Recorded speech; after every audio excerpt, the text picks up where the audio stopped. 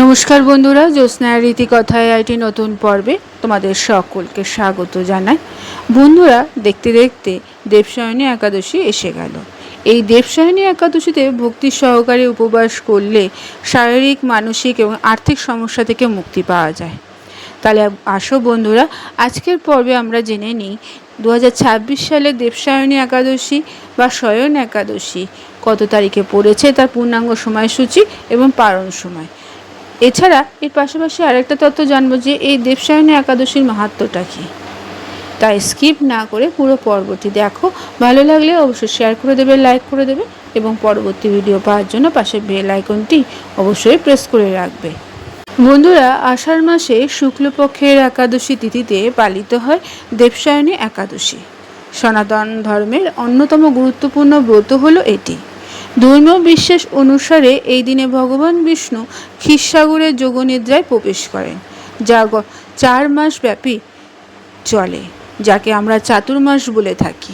এই সময়ে বিবাহ, গৃহপ্রবেশ, যে কোনো শুভ কাজ করা থেকে স্থগিত রাখা হয় এবং প্রার্থনা, মন্ত্রোচ্চারণ, তপস্যা, দান এছাড়া বিষ্ণু আরাধনা বিশেষ তাৎপর্য লাভ করে এই সময়।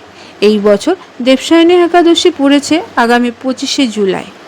এই দিনেই ব্রহ্মার জন্ম হয়েছিল, যা এর তাৎপর্যকে আরও বাড়িয়ে তুলেছে। তাহলে আসো এবার জেনে নিই দেবসায়নী একাদশী পূর্ণাঙ্গ সময়সূচি। পঞ্জিকা অনুসারে 2026 সালে আষাঢ় মাসের শুক্লপক্ষের দেবসায়নী একাদশী তিথিটি আগামী 24শে জুলাই 2026 সকাল 9টা 13 মিনিটে শুরু হবে এবং এই তিথিটি শেষ হবে 25শে জুলাই 2026 সকাল 11টা 35 মিনিটে। অতএব উদয় তিথি অনুসারে 25শে জুলাই দেবসায়নী একাদশী ব্রত পালন করা হবে। তবে এই একাদশীতে কয়েকটি শুভ সময়ও তৈরি হয়েছে, যেমন ব্রহ্ম মুহূর্ত সকাল 4টে 16 মিনিট থেকে 4টে 57 মিনিট পর্যন্ত থাকবে। অভিজিৎ মুহূর্ত থাকছে দুপুর 12টা থেকে 12টা 55 মিনিট পর্যন্ত। সন্ধ্যাকাল মুহূর্ত থাকছে সন্ধ্যে 7টা 17 মিনিট থেকে রাত 8টা 19 মিনিট পর্যন্ত। এই দেবসায়নী একাদশী পারণ সময় থাকছে পরের দিন অর্থাৎ 26শে জুলাই 2026 ভোর 5টা 38 মিনিট থেকে সকাল 8টা 22 মিনিট পর্যন্ত পালন সময় থাকছে। এই সময়ের মধ্যে গরিব বা ব্রাহ্মণদের কিছু দান করে উপবাস ভঙ্গ করতে হবে। তবে বন্ধুরা, দেবসায়নী একাদশীর বিশেষ গুরুত্বপূর্ণ কেন জানো? হিন্দু ধর্মে দেবসায়নী একাদশীর বিশেষ তাৎপর্য রয়েছে এটাই যে এই একাদশীতে ভগবান বিষ্ণুর পুজো, উপবাস পালন, দান খয়রাত করা অত্যন্ত শুভ। ধর্মীয় বিশ্বাস অনুসারে এই একাদশীতে উপবাস করলে পাপ মোচন হয়, জীবনে সুখ সমৃদ্ধি আসে। এই দিনটি চাতুর্মাসের সূচনা।